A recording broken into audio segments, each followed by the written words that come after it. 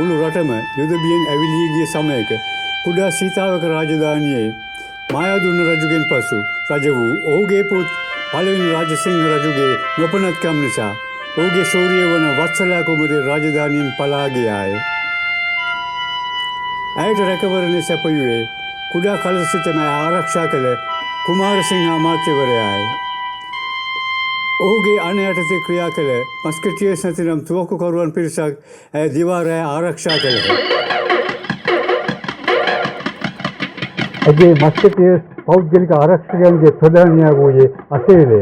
ඔහුගේ සගයන් වූ බන්දුල, දොම්බල්තසාර් සහ එකම දුනුවායා වූ මිත්‍ර. එමෙන්ම සෞම්‍ය පෙනුමක් ඇති ඉලක්කයට වෙඩි දැමීමට දක්ෂ දේවක කඩුහරබේටද ඉතාමත් දක්ෂය. නමුත් දේවක කවුදැයි අසේල සහ ඔහුගේ මිතුරන්ට යම්කිසි ප්‍රහේලිකාවක් ප්‍රශ්නයක් ඇත.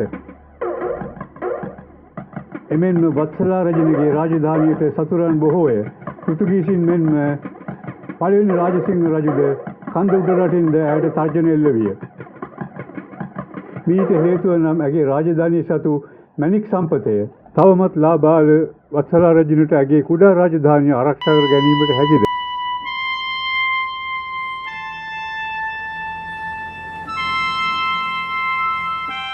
එමෙන්ම ඇගේ මස්කටියර්ස් පෞද්ගලික ආරක්ෂකයින්ට ඇය මේ නොයෙකුත් තර්ජන වලින් බේරා ගැනීමට හැකිද?